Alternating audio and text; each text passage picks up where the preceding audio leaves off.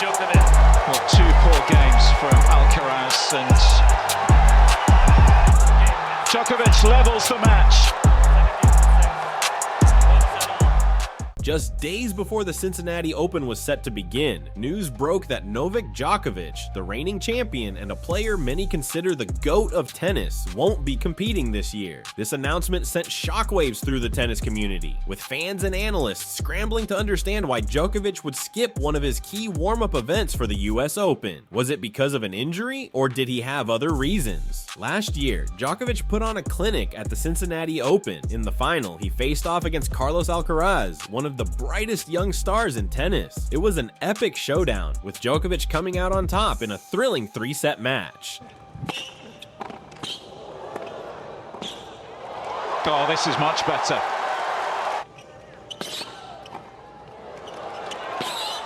Incredible volleying from Djokovic. The win was especially sweet for Djokovic, as it marked his return to form after a challenging season. So why would he suddenly skip an event where he's had so much success? To understand why Djokovic made this decision, we need to look at the year he's had so far. It's been nothing short of a roller coaster. Let's start with the Australian Open, where Djokovic made his grand return after missing the tournament in 2022 due to a controversial visa issue. Novak Djokovic deported after losing his last-ditch effort to stay and defend his Australian Open title. His visa was cancelled by Australian border officials upon his arrival at the airport. This year, he was determined to reclaim his title, and reclaim it he did. Djokovic absolutely dominated the Australian Open, defeating Stefanos Tsitsipas in the final in straight sets.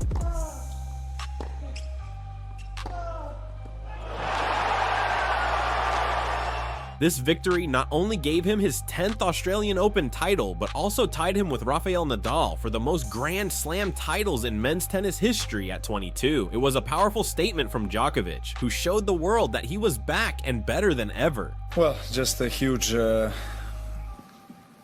pride and satisfaction that I feel at the moment, of course. After the Australian Open, Djokovic continued his winning streak at the Dubai Tennis Championships, where he reached the semifinals before being stopped by Daniil Medvedev. But it was at Roland Garros where Djokovic truly cemented his status as a legend. At the French Open, Djokovic faced a tough road to the final, but he handled the pressure like the champion he is. His semifinal match against Carlos Alcaraz was a grueling battle.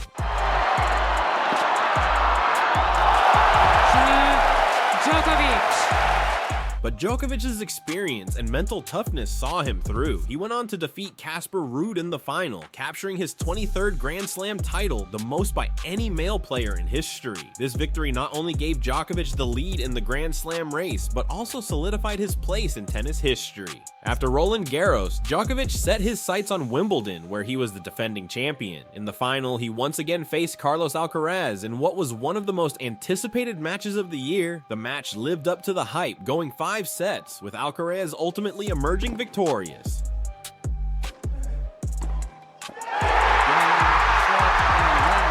It was a heartbreaking loss for Djokovic, who was chasing a record-tying 8th Wimbledon title. Obviously, with praises to Carlos and to his team. Amazing. What a quality in the end of the match. So you deserve it. Absolutely. Congratulations. Amazing. Amazing. Despite the loss, Djokovic remained focused and quickly turned his attention to the Olympics. But before he could compete, he underwent knee meniscus surgery, raising concerns about his fitness. However, Djokovic being Djokovic, he not only competed at the Paris Olympics, but went on to win the gold medal, defeating Daniil Medvedev in the final. Winning Olympic gold was a monumental achievement for Djokovic, especially considering the physical challenges he had faced earlier in the year. But it was also a grueling experience, both physically and mentally. After the Olympics, Djokovic and his team made the difficult decision to skip the Cincinnati Open. The reason? To give his body the rest it desperately needed and to focus on preparing for the US Open. Djokovic explained that his decision was about playing the long game. At 37, he knows that his body isn't as resilient as it once was. Skipping Cincinnati is a strategic move to ensure that he's in peak condition for the US Open, where he'll be chasing his 24th Grand Slam title.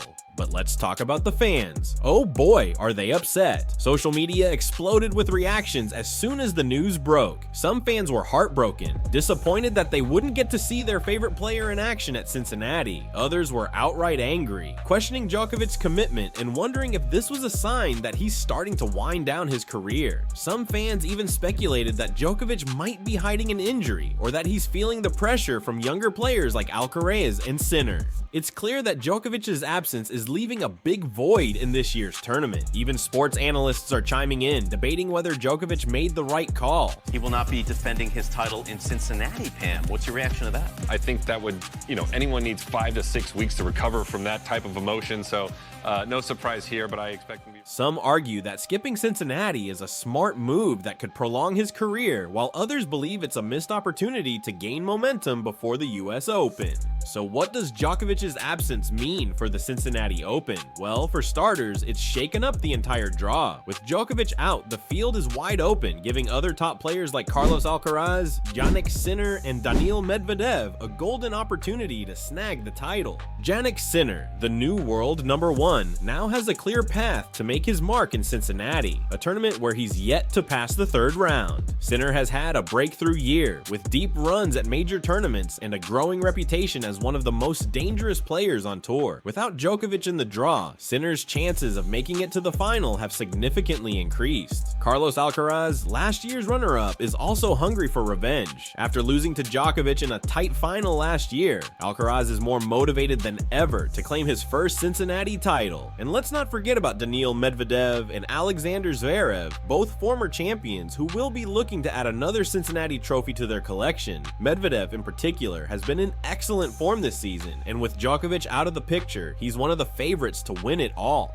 But Djokovic's absence isn't just felt by the players. The fans who flock to Cincinnati every year to see the biggest names in tennis will undoubtedly miss the energy and excitement that Djokovic brings to the court. The Cincinnati Open is one of the premier events in the lead up to the US Open, and having a player of Djokovic's caliber withdraw is a big blow to the tournament's star power. However, it also opens the door for new storylines and unexpected champions. But what's next for Novak Djokovic? With Cincinnati off his schedule, all eyes are now on the US Open. Djokovic has made it clear that his goal is to be in peak condition for the season's final Grand Slam. The US Open has always been a special tournament for Djokovic. He's won it 3 times, and it's where he's had some of the most memorable moments of his career. Djokovic knows that every decision he makes at this stage of his career is crucial. By skipping Cincinnati, he's giving himself the best chance to recover and be fully prepared for New York. This decision might be controversial, but it's all part of Djokovic's long-term strategy. He's not just thinking about this season, he's thinking about how to extend his career and continue competing at the highest level for as long as possible. When Djokovic returns to the court at Flushing Meadows, he'll be gunning for his 24th Grand Slam title, a feat that would further solidify his status as the greatest of all time. And with the competition heating up, you can bet that Djokovic will be more determined than ever to prove that he's still the man to beat.